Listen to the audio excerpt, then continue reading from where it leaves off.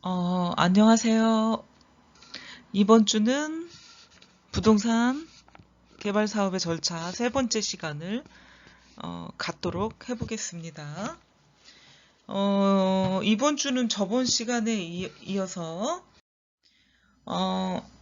일반적인 부동산 개발의 어떤 일반적인 절차와 특징인데, 여덟 번째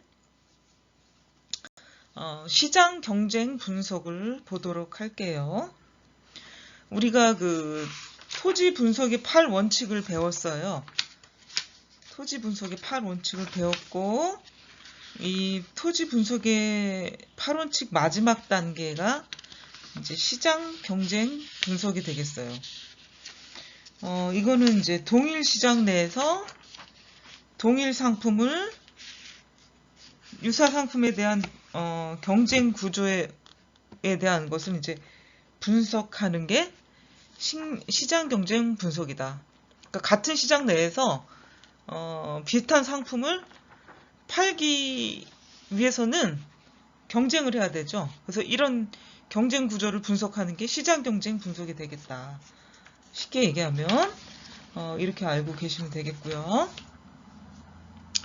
그래서 동일 시장이 어떤 거냐, 동일 시장 범위를 설정하는 것이 중요하겠죠. 그 시장 안에서 경쟁을 해야 되다 보니까 우리 동일 시장 내는 어느 정도, 어디까지, 어디서부터 어디까지인가를 설정하는 것이 중요한데, 이 동일 시장 범위는 어떤 특정 범위를 기준으로 하기보다는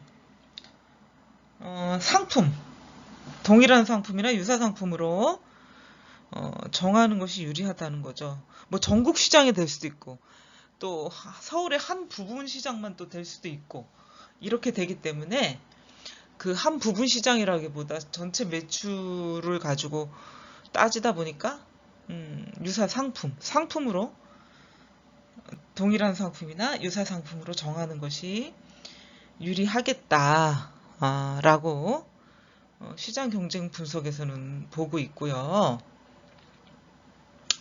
어떤 상품, 동일 상품이나 동일 시장의 어떤 범위가 결정이 된다면은 요거에 대한 그 경쟁 우위 분석을 해야 된다. 경쟁 우위 분석, 경쟁 우위라는 건 뭡니까? 시장 점유율이 많고, 시장 점유율이 많다 하면 매출액이 커지게 되고, 매출액이 커지다 보면 손익에 관한 계산을 할 수가 있는데, 손익 부분에 있어서 이익이 많이 발생할 수 있는 여지가 크다는 거죠. 그래서 시장 점유율이 높아야 된다. 내지는 시장 점유율이 높게 되려면 동일 상품, 동일 경쟁사보다 경쟁 우위의 조건이 있어야 됩니다. 그래서 경쟁 우위 분석을 해야 되는 이유 중에 하나가 바로 이런 이유들이죠. 그래서 분석 대상, 경쟁 우위 분석 대상은 어떤 거냐? 상품의 종류, 상품이 있겠고요. 이 상품의 어떤 규모, 크기, 그 다음에 위치, 이 부동산이다 보니까 만약에 제조를 하는 제조품이라던가 상품 같은 경우에는 뭐 모든 게 상품이지만 생필품이라던가 우리가 공장에서 만들어내는 제품하고는 또 다른 게 부동산 시장이라고 얘기를 할 수가 있겠죠. 예, 그래서 제조업과 부동산업은 달라요. 또 특히나 부동산 업 중에서도 부동산 개발 사업이 있기 때문에 그 개발 사업에 따른 상품, 규모, 위치, 입지 조건, 굉장히 상당히 중요한 부분들이라고 할 수가 있겠죠. 그 다음에 상권 조건, 그 다음에 가격 부분, 개발자가 누군가, 건설자, 그 다음에 분양 방법 등 굉장히 부동산 개발에 있어서 가장 중요한 내용들을 담고 있다고 볼 수가 있겠습니다. 경쟁 우위 분석을 하는 그 내용들이. 그래서 우리는 시장 경쟁 분석에 있어서는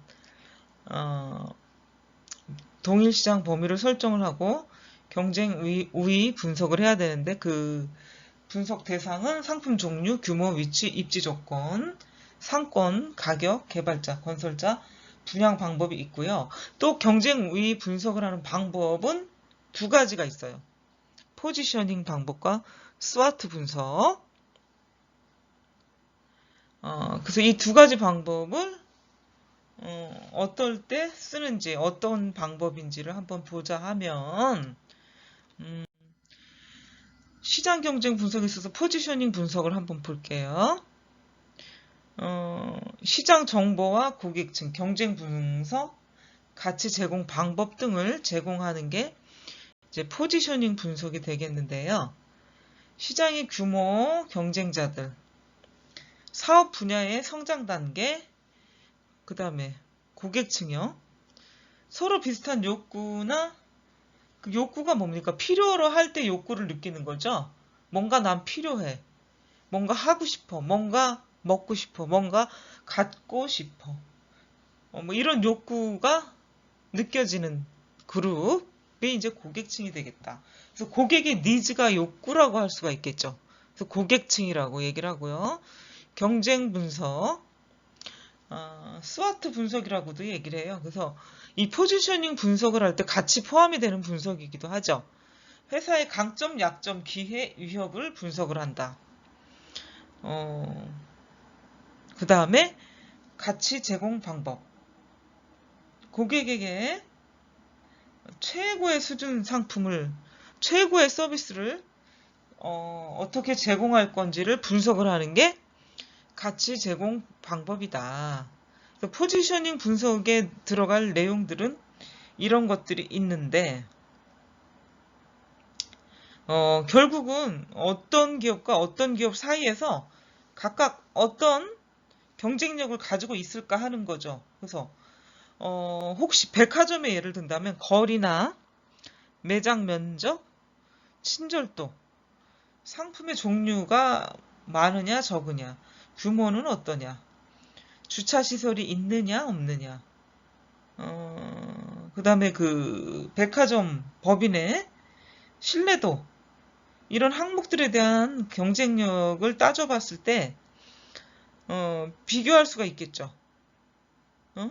그래서 A라는 백화점과 B라는 백화점을 서로 비교해 봤을 때 A보다 B 백화점이 낫다. 아니면 B보다 C 백화점이 낫다. 라고 판단이 될 때는 고객들은 이동을 하게 되죠. 좀 더 나은 백화점 쪽으로.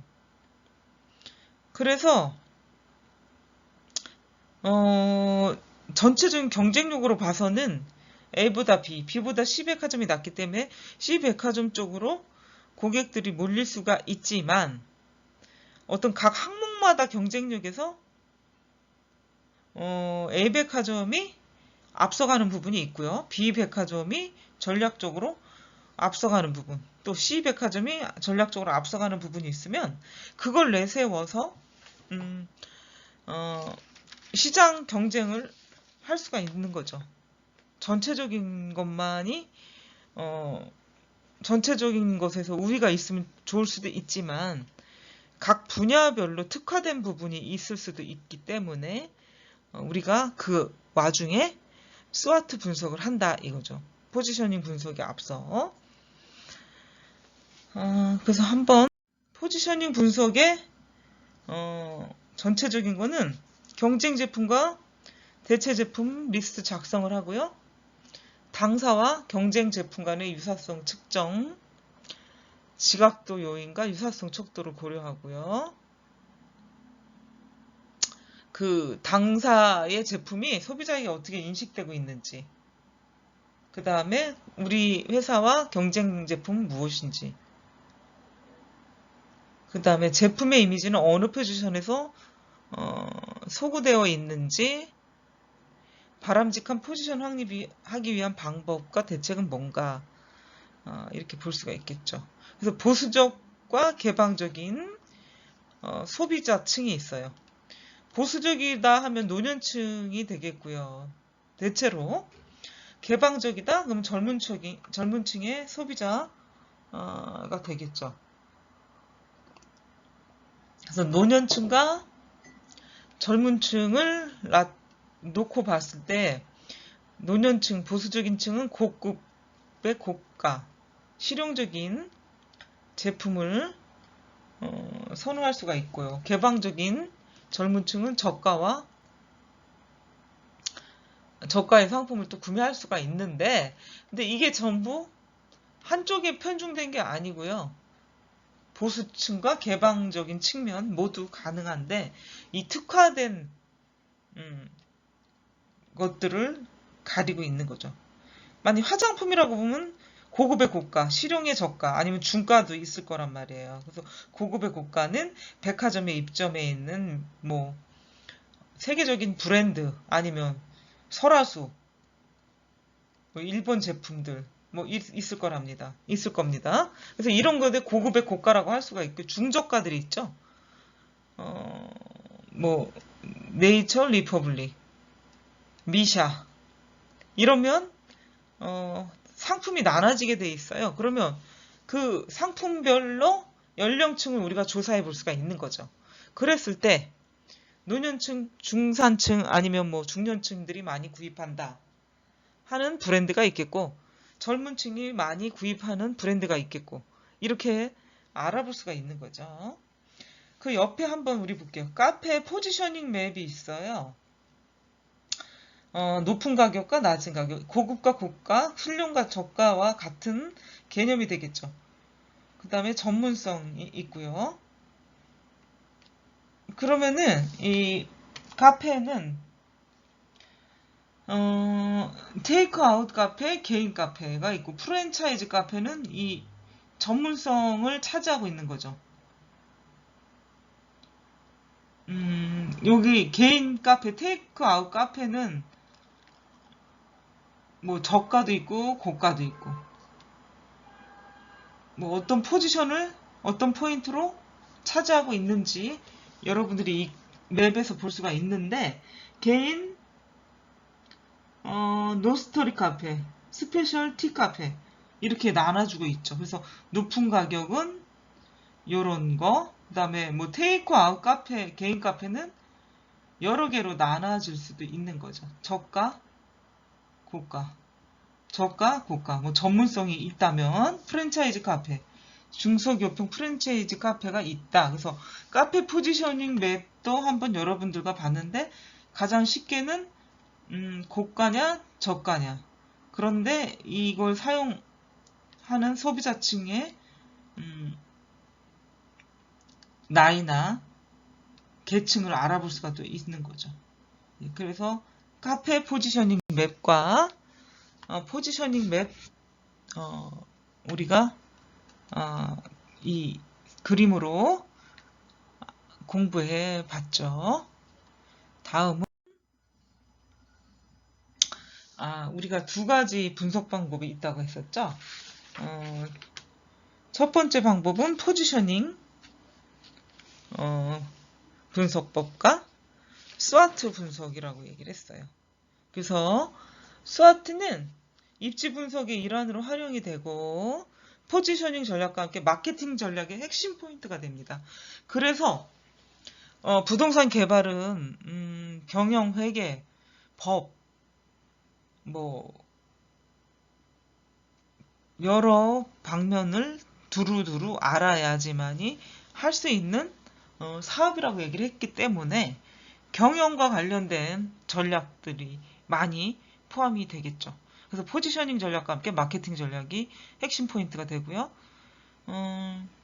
스와트는 약자입니다. 강점, 약점, 기회, 위협. 그래서 SWOT 그 첫 글자만 따서 스와트 분석이다 얘기를 했는데, 강점, strength, 약점, weakness, 기회, opportunity, 위협, threats 해가지고 4개 요인에 대한 분석과 활용 전략이 있어요. 그래서 이 첫 번째 글자만 따서 SWOT, 스와트 분석이다. 여러분들은 알아두시면 되겠고요. 그 스와트 분석의 어떤 장점, 내 제품이나 서비스가 가진 좋은 점에 부각시키는 거죠. 장점 부각. 그래서 다른 기업과 차별성을 두는 거고, 단점은 경쟁 상품이나 서비스에 비해 우리 회사의 어떤 경쟁력이 떨어지는 부분을 찾아내는 거죠. 그걸 보완해야 되겠죠. 단점을 단점으로만 가지고 있으면 기업은 도태가 되죠.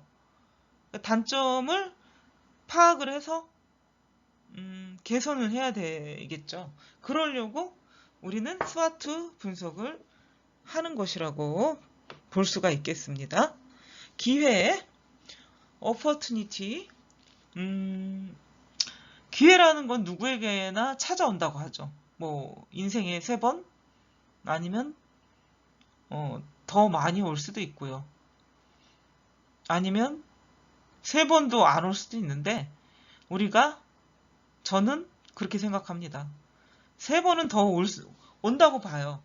우리 사는 인생이 보통 100살까지 산다 해도 100살 기준은 좀 개인마다 다른 것이고 80까지 산다.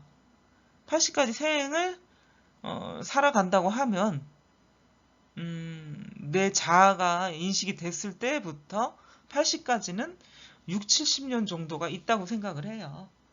5, 60년 이상.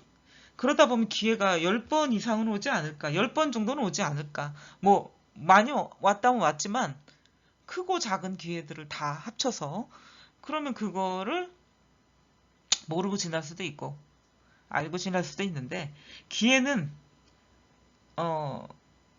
준비된 자에게만 해당이 된다고 하죠. 되게 야속한 얘기이기도 하지만 당연한 얘기이기도 하죠. 그래서 기회가 왔을 때 우리 확 잡으려면 뭔가 미리 준비가 돼 있어야 되겠죠. 그 기회라는 거는 나한테 오기도 하지만 주로 외부에서 많이 오는 걸 기회라고 얘기를 해요. 그래서 기업도 마찬가지로 외부 환경에서 긍정적인 영향을 주는 요인들이 기회다. 뭐 법적인 제도가 유리하게 바뀌었다던가 아니면 뭐 국제적으로 경쟁력이 더 생겼다던가 우리나라의 위상이 높아져서 수출을 더 많이 할 수 있게 됐다던가 뭐 외부 환경들이 있을 겁니다. 예, 이런 것들이 이제 기회로 다가오는 경우 준비된 자는 굉장히 대박이 날 일들이 생기겠죠. 기업들 입장에서는요. 그래서 기회, 외부 환경에 대해서 긍정적인 영향을 주는 요인, 위기, 이것도 마찬가지죠. 외부 환경에서 부정적인 영향을 주는 요인, 외환위기다. 우리나라에 왔던 아니면 글로벌 금융위기다. 아니 그게 외환위기고요. 2007년 서브프라임 모기지 사태다. 우리나라하고는 상관이 없다고 생각이 들지만 미국에서 벌어진 일이지만 그 미국에서 벌어진 일들로 인해서 세계 여러 나라 각국에 영향을 미치게 되는 게 미국이란 나라이기 때문에 영향을 받지 않을 수가 없는 거죠. 적게나마 크게나마 금융에 대한 아니면 주택담보대출 그쵸 그것도 마찬가지로 금융위기가 되겠는데 IMF 금융위기와는 또 다른 위기죠. 그거는 외부에서 오는 위기고요. 내부적인 위기는 IMF다. 외부적인 위기는 서브프라임 모기지 사태다. 라고 볼 수가 있겠습니다. 서브프라임 모기지 사태라는 거는 지금 여러분들이 부동산 개발론을 배우기 때문에 기본적인 상식으로 알아두셨으면 좋겠습니다. 어떤 내용이지? 네이버에서 검색을 하면 바로 나오게 되니까 여러분들이 한 번 더 서치하고 공부할 수 있는 기회가 되겠죠. 옆에 표를 보시면 농심의 스와트 분석을 해놓은 걸 여러분들께 보여드리려고 해요. 농심은 뭐예요? 라면 팔고 뭐 스낵류, 과자 팔고 대박 쳤죠? 형님 먼저 아우 먼저 농심 에서 나온 라면이 있어요. 그리고 신라면 매울 신자를 써가지고 굉장히 매운 라면 그 다음 뭐 여러 가지 뭐 오징어 짬뽕 뭐 개발을 계속해요. 농심과 오뚜기 양대 산맥이라고 하는데 2000년대까지 아니면 2010년대 중반까지도 농심이 앞섰다면 요즘은 좀 오뚜기가 많이 올라가는 것 같은데 개발을 많이 하고 또 약간의 외부적인 환경이 있지 않나 저는 이런 생각이 들기도 합니다. 제가 조금 전에 그 스와트 분석의 외부적인 환경은 기회와 위기 중에 온다고 하는데 그 외부적인 환경이 있지 않았나 이런 생각이 듭니다. 물론 카레로 유명한 기업이 오뚜기 식품이죠. 연구소는 안양에 있고요. 뭐 본사 겸 사무실 삼성동, 안양 뭐 다 이렇게 있습니다. 그래서 기업 농심의 스와트 분석을 보면은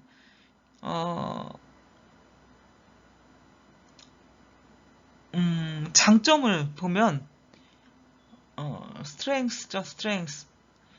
기업 이미지와 탑 브랜드 인지도, 건전한 재무 상태, 구조조정 촉진을 위해서 지주회사로 전환을 했고, 해외 시장의 활발한 마케팅 및 영업 전략, 혁신적인 유통 시스템 개발, 관계회사를 통한 사업으로 비용 절감을 했고요. 또 단점은 볼게요. 상대적으로 낮은 부가가치를 갖고요. 일부 품목에 대해 높은 의존도가 있다. 농심, 신라면, 새우깡 이런 게 이제 의존도가 높다. 그리고 낮은 부가가치라는 거는 굉장히 많이 팔아야 이득이 남는다. 그래서 부가가치가 높은 사업을 해야 이윤도 많이 남는다고 하죠. 그래서 우리는 엔터테인먼트 아니면 뭐 그런 산업들을 우리가 부가가치가 높은 산업들을 찾아 헤매는 거죠. 많이 팔아야 돼. 많이 만들어서. 그리고 단가가 싸요. 그러니까 부가가치가 높다는 건 단가가 높다는 걸 의미할 수도 있는 거죠. 그 다음에 기회. 경기 변동이 있을 때도 비탄력적이다. 탄력적이라는 건 뭡니까? 잘 이렇게 움직여주고 그 경기 변동에 따라 변할 수 있는 게 크다는 건데 비탄력적이라는 거는 잘 변하지 않는다는 거. 경기 변동이라는 건 뭡니까? 경기가 좋지 않을 때, 경기가 좋을 때, 뭐 이런 호황일 때, 불황일 때를 얘기하는데 이런 경기와 상관없이 꾸준히 잘 팔린다는 게 기회다. 주 5일제로 인해서 휴대식품 시장이 이제 확대가 됐다. 방건조율이 뭐 아니면 즉석에서 먹을 수 있는 거, 그 다음에 1인 가구 늘어나고요. 세대가 분화되면서 세대 가구 수가 늘어나니까 많이 대량으로 먹진 않아요. 그러니까 자주자주 먹게 되는 것 중에 하나가 이런 간편식품들이죠. 기호식품의 세계화로 인한 시장 확대, 프리미엄 제품 시장의 확대, 이것이 기회가 되겠고요. 위기를 한번 볼게요. 유사식품 사업 간의 경쟁이 치열하다. 뭐 오뚜기 식품, 그 다음에 오뚜기 말고 라면이 나오는 업체가 또 있을 거예요.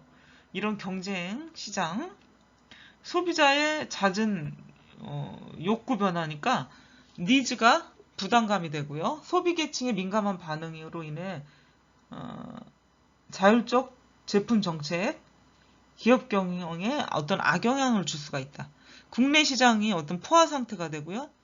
다양한 먹거리가 증가했기 때문에 라면이나 이렇게 과자 같은 거를 건강식품이 아니기 때문에 선호하지 못한다. 점점 우리는 어때요?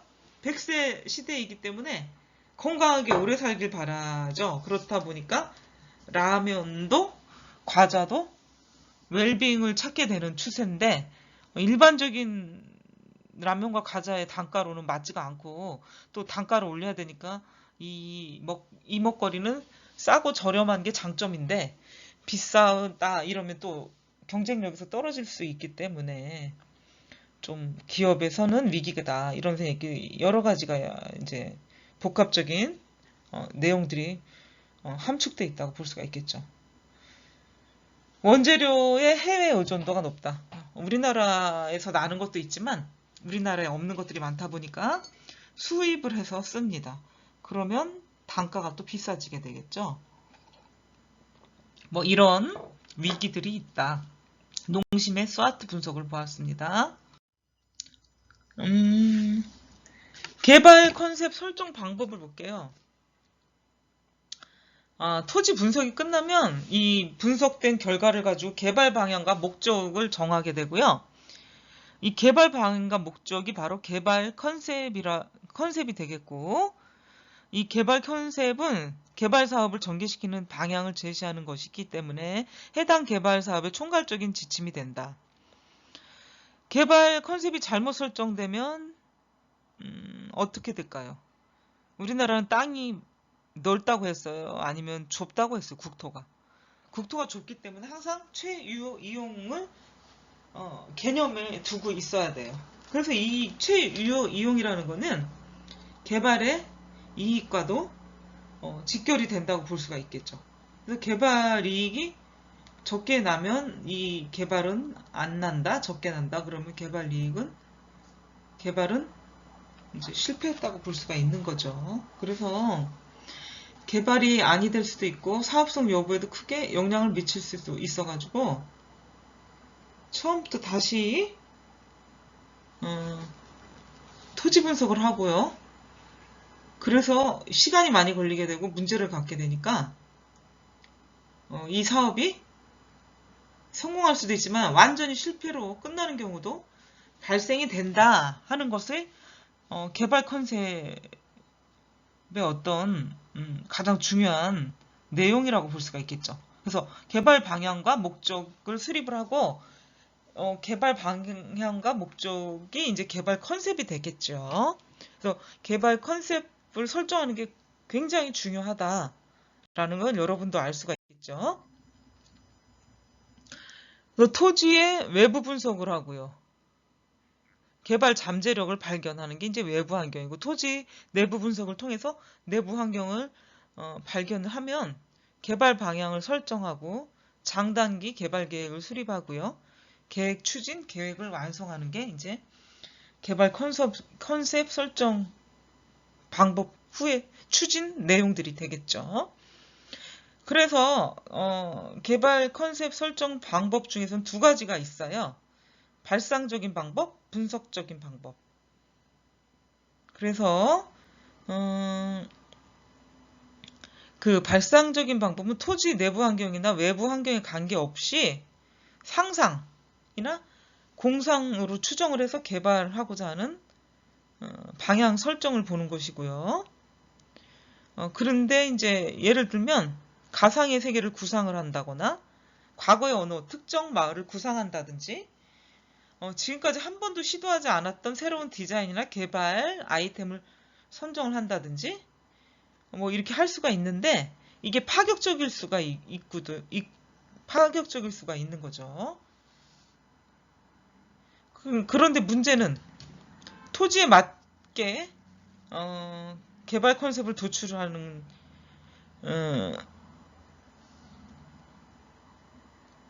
해야 되는데 토지 컨디션에 얽매이지 않게 이제 개발 컨셉을 도출한다는 것이죠.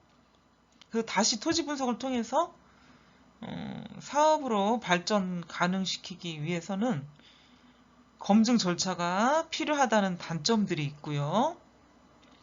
장점은 틀에 박히지 않은 풍부한 아이디어가 나온다는 거. 그래서 이제 우리가 상상력이나 동화적인 거, 그다음에 뭐죠? 그 가상의 세계를 구상한다. 이럴 때는 리조트나 뭐 테마상가 개발에 적합하다고 할 수가 있겠죠. 그 또 하나의 분석 방법은 분석적인 방법인데 토지 파론칙을 통해 가지고 얻어진 결론을 가지고요 개발 컨셉으로 설정하는 건데 이게 내부 환경이나 외부 환경에 관계없이 이거는 발상적인 방법이에요.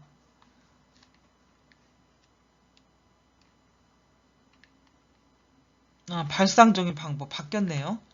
리조트 테마 상가는 맞고요. 그 다음에 이 분석적인 방법의 내용들이 발상적인 내용으로 들어가고요. 분석적인 방법에서는 주택사업이나 오피스 사업이 맞긴 합니다. 어, 일반적이고 보편적인 방법이다. 분석적인 방법은. 근데 새로운 아이디어가 부족하다는 게 단점이고요. 주택사업과 오피스 사업 등이 있습니다. 그러니까 제가 발상적인 방법에 설명을 했는데 두 번째 분석적인 방법의 내용들이 바로 발상적인 방법이다라고 보면 되겠고요. 분석적인 방법은 발상적인 방법의 그 가상의 세계나 상상력이 풍부하지 못하다는 게 단점이고 주택사업과 오피스 사업에 적합하다는 걸 여러분들께 이제 얘기를 했고요. 시설 확장 방법을 보겠습니다. 결정된 컨셉을 어떤 현실적인 시설로 반영하는 과정에서 어떤 시설로 개발 사업을 전개할 것인가를 결정하는 게 이제 시설 확장 방법이다. 개발 사업을 할 때 있어서 함에 있어서 어떤 시설을 결정하는 것은 사업 규모가 크거나 토지 개발 단계부터 시작하는 경우에 필요하고 모든 그 시설을 리스트화, 기본 도입 시설의 확정, 보안 시설의 확장 이렇게 해야 되는 게 맞다고 볼 수가 있겠습니다. 그리고 규모 확정 방법을 보도록 하면 규모의 확정은 어떤 토지 개발 규모와 건축 개발 규모로 나누고요. 토지 개발 규모는 전체 토지 중에서 개발해야 될 토지의 규모 결정. 개발 사항이 존재하거나 전체 토지 중에 일부의 하나야 녹지 보존 등으로 원용 보존이 이제 법으로 강제화되는 경우가 있어요. 그런데 이 규모라는 거는 제한 사항이 없다고 이제 가정을 하고 개발 규모를 설정하려면 자원 용량을 먼저 결정하고 시설별 수요량을 결정해야 된다. 자원 용량을 먼저 결정하고요. 시설별 수요량을 결정하면 됩니다. 그래서 자원 용량은 시설별 적지 면적의 단위당 수용 능력을 곱해줘요. 그럼 결정이 됩니다. 건축개발 규모 확정은 건축법에 있는 용적률과 건폐율에 따라 결정이 된다. 용적률과 건폐율은 무엇인지 어떤 것인지 알죠? 건폐율은 건물을 질 수 있는 프로테이지, 그래서 건축이 가능한 대지 면적분의 대지 면적이라고 하고요. 용적률은 전체 면적분의 대지 면적을 나눈 게 용적률이에요. 지상 최대의 면적이라고 하는데 전체 지을 수 있는 쓸 수 있는 면적을 용적률이라고 합니다. 그 말했던 것처럼 용적률과 건폐율이 이렇게 나오고요. 지상 연면적 산출은 대지 면적 곱하기 용적률, 지하 연면적 산출은 법정 주차 대수 곱하기 10평, 한 대당 통상 주차 면적 플러스 기계와 전기실을 포함한 거죠. 사업 연면적은 지상 연면적 플러스 지하 연면적, 건축 면적은 대지 면적 곱하기 건폐율, 이거를 여러분들이 알아두시면 되겠습니다. 그래서 건축 설계 프로세스를 한번 보도록 할게요. 디자인 워크 프로세스라고 하는데 기획 설계? 아니, 가설계죠. 가설계를 기획 설계라고 하고 계획 설계, 기본 설계, 실시 설계라고 하죠. 기획 설계, 가설계는 규모 검토, 법적인 걸 검토를 하게 되고 기획 설계는 가설계 플러스 컨셉, 그죠? 대지 분석, 계획 방향, 매스 계획, 평면 계획, 인면 계획, 단면 구조 계획, 동선 주차 계획, 조경 계획을 계획 설계다. 가설계 플러스 컨셉이라고 얘기를 하죠. 기본 설계를 한번 볼게요. 건축 허가 등 인허가 설계인데 배치 계획, 평면 계획, 인면, 단면, 구조, 토목 계획, 기계 설비 계획, 소방 설비 계획, 전기 설비 계획, 조경 계획. 뭐 이런 것들을 하고요. 실시 설계를 할게. 실시 설계를 한번 볼게요. 건축 토목 시공을 위한 설계인데 공사 용도 작성, 상세 도면 작성, 각 분야 도면 작성, 시방서 작성. 실제로 건축 토목 시공을 위한 설계이다 보니까 이런 것들이 필요하다. 그래서 이런 것들이 건축 설계 진행 과정을 거쳐서 건축물이 완성되기까지의 내용들이 이제 있고요. 건축물이 완성돼서 시공을 한 다음에 사용 승인이 나고 건축물 대장 발생하고 소유권 등기, 건축물 유지 관리까지가 마지막이 되겠죠. 마지막에는 철거 소멸 관리하다가 어느 정도 세월이 흐르면 또 철거 소멸을 하고 새로 짓게 되겠죠. 그래서 건축물이 지어져서 소멸되기까지의 과정인데 인간이 태어나서 성장하고 사회 구성원으로 역할을 하다가 생을 마감할 때까지 삶을 영위하는 것을 생애라고 부르는데 건축물도 마찬가지예요. 건축물의 생애 주기가 지금 그림으로 보여지고 있습니다. 근데 이런 건축물은 그 인간의 어떤 다양한 삶을 도와주는 그릇이라고 할 수가 있겠죠. 그래서 이런 사용 목적이 무엇냐에 따라 탄생되고 철거되기까지의 어떤 모습들을 여러분이 볼 수가 있습니다. 사업 타당성 검토는 개발 컨셉 및 개발 시설이 결정이 되고 개발 규모가 확정되면 이를 토대로 사업성 관계를 검토하게 되는데 뭐 세부 항목들을 한번 볼게요. 사업의 목표 범위, 이 부지 조건, 지역 특성 분석, 대상 물건 특성 분석, 소유권 분석, 소유권 이외의 권리 분석하고요. 수요 분석, 배후지 분석, 상권 분석, 성장 잠재력 분석이 있고요. 토지 이용 제한, 가능 용도 및 규모, 건축 인허가 절차가 있겠고요. 개발 컨셉, 선정, 사업 주요 차관점, 건축 설계, 공사 계획, 비용 편익 분석, 민감도 분석 등이 있고요. 홍보, 광고, 사업 시행 여부 및 방향에 대한 제안을 결론내서 이제 할 수가 있겠습니다. 이 이제 세부 항목들 검토를 하게 되면서 서류들이 필요하고 그 서류들이 이제 준비 자료가 되겠죠. 입지 환경 분석, 지역 시장 분석, 사업 손익 측면, 투자 측면 이렇게 해가지고요. 사업성 검토는 크게 네 가지로 이제 검토를 할 수가 있어요. 입지 환경 분석, 지역 시장 분석, 사업 손익 측면, 투자 측면. 그래서 사업성 검토 이 네 가지는 계속 앞에서 배웠던 내용들인데 입지 환경 분석은 입지 환경 측면에서 타당성 검토를 해야 되는데 토지 분석 8원칙을 우리가 배웠어요. 그래서 토지 분석 8원칙을 적용을 시키고요.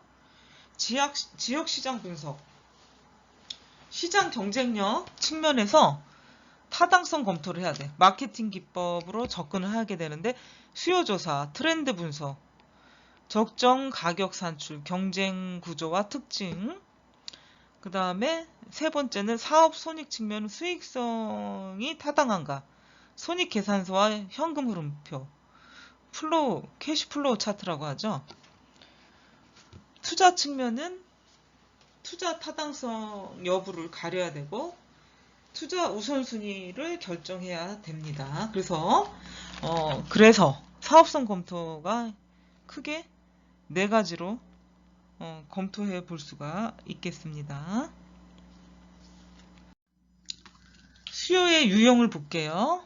수요의 유형은 유효 수요, 현시 수요, 잠재 수요, 유도 수요 등이 있습니다. 그래서 수요 유형으로는 케인즈 케인즈 거시경제학의 골격을 이루는 그 개념이 유효 수요다. 뭐 어렵지 않아요. 소비자의 그 욕망에 의해서 일어나는 수요하고 그 수요를 충족시키려면은 충족시킬 수 있는 경제적인 능력이 있어야 되겠죠. 화폐 지출 능력이라고 하죠. 그래서 유효 수요는 실제 소비할 수 있는 수요자. 실제 소비하려면 뭐예요? 경제적인 능력, 화폐 지불 능력이 있어야 된다는 거죠. 욕망에 의한 수요뿐만 아니라 욕망은 뭐예요? 잠재 수요. 뭐 이렇게 볼 수가 있겠죠. 예, 그래서 유효 수요는 케인즈 거시경제학의 골격을 이루는 개념이다. 실제로 소비가 일어나는 수요자 계층이다. 경제적인 능력과 화폐 지불 능력이 있는 수요자다라고 볼 수 있겠고요. 현시 수요를 볼게요. 유효 수요와 좀 비슷하긴 한데 기존 또는 현실적으로 나타나고 있는 수요다라고 볼 수가 있겠어요. 근데 현시 수요는 기존 또는 재력을 바탕으로 하고 있는 점이 유효 수요와 같긴 한데 기존 또는 현실적으로 실제 나타나고 있는 수요다. 화폐 지출 능력이 있는 유효 수요는 뭐 현재 발생하는 현시 수요 플러스 계속 지출할 수 있는 소비자들을 얘기하는 거고, 현시 수요는 재력이 있으면서 기존의 수요자 또는 현실적으로 나타나고 있는 수요자다, 이렇게 얘기를 할 수가 있고요. 잠재 수요는 실제로 일어나는 현실 수요가 아니라 적절한 시설, 접근, 정보 체계 등이 개선이 되면 언제나 수요자가 될 수 있는 태세를 갖추고 있는 수요자가 잠재 수요자다. 유도 수요자. 뭐 이거는 수요자의 개념은 하나일 수는 있는데요. 약간 조금씩 그 말이 다르다 보니까 아직 수요자가 되지 않은 사람들을 유도하는 거. 잠재 수요도 마찬가지고. 광고와 선전과 교육을 통해 가지고 이용을 유도를 한다. 라고 볼 수가 있는 가능성이 있는 수요자다. 이게 유도 수요다. 그래서 유효 수요와 현시 수요, 잠재 수요, 유도 수요, 이렇게 수요가 4가지 유형이 있습니다. 그리고 수요의 어떤 측정 방법이 있어요.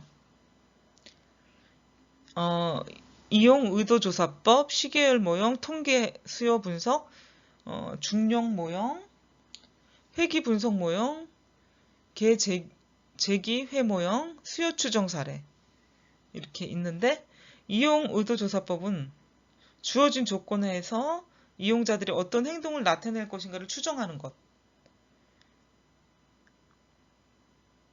그래서 잠재 수요자들로부터 이용에 관한 의도를 직접 질문하는 방법이 이용 의도조사법이다. 시계열 모형을 한번 볼게요. 현재까지 소비자들의 어떤 이용 경향을 현재까지의 어떤 이용 경향의 자료들이 나와 있겠죠. 그럼 그것을 바탕으로 장래 시점까지 연장시켜 보는 것이 시계열 모형이다. 통계학 수요 분석법. 이게 이제 종속 변수. 어떤 이용이라는 건 종속 변수, 그리고 이용에 영향을 주는 거는 독립 변수로 취급을 해가지고 종속 변수가 변화하는 것을 계수라고 할 수가 있는데, 이 계수값이 나오면 미래를 예측할 수가 있겠죠. 그래서 통계학 수요 분석법이고요. 중력 모형은 출발지로부터 방문 빈도가 두 지역 간의 거리와 밀접한 관계가 있다고 보고, 거리와의 관계죠. 그 관계를 모형화하는 것이 도화지와 출발 간의 이용 수요 발생 관계를 분석하는 모형이다. 출발지로부터 두 지역 간의 거리와 밀접한 관계의 모형을 발생하는 것을 분석하는 모형이다. 회기 분석.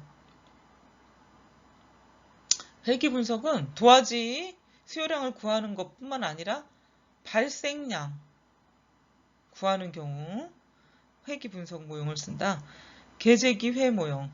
출발지에서 도착해서 도착할 확률은 도착지 내의 여가기회에 비례하고 도착지에 가까운 여가기회보다 출발지에서 가까운 여가기회에 반비례한다고 가정하는 게 계제기 회모형. 수요 추정 사례. 잠재 수요를 파악하는데 특정 활동에 참여할 때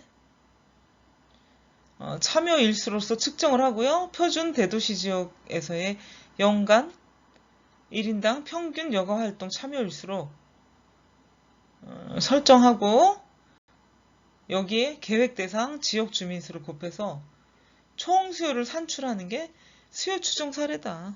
이렇게 알아볼 수가 있겠습니다. 마지막으로 이제 손익 분석의 구조를 볼게요.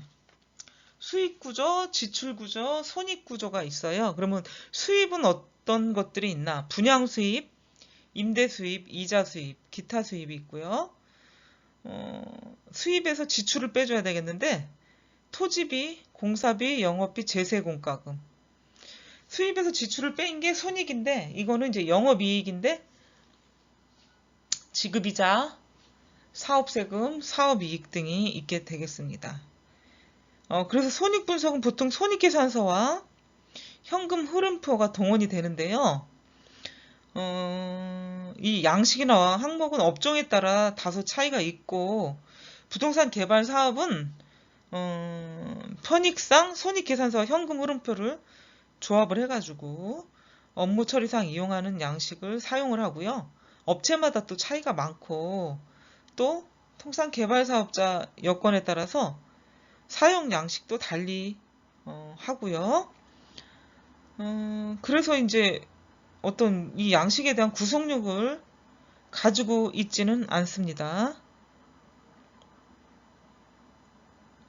그래서 손익 분석의 이제 구조까지 오늘 여러분들과 수업을 해 보았는데 여러분들이 어떤 분야에서 흥미가 있는지 잘 커뮤니케이션이 안 돼서 이번 학기는 조금 답답하다 하는 걸 느끼겠습니다. 여러분 오늘 수업 듣느라 수고 많으셨습니다. 다음 주 강의에 만나도록 할게요.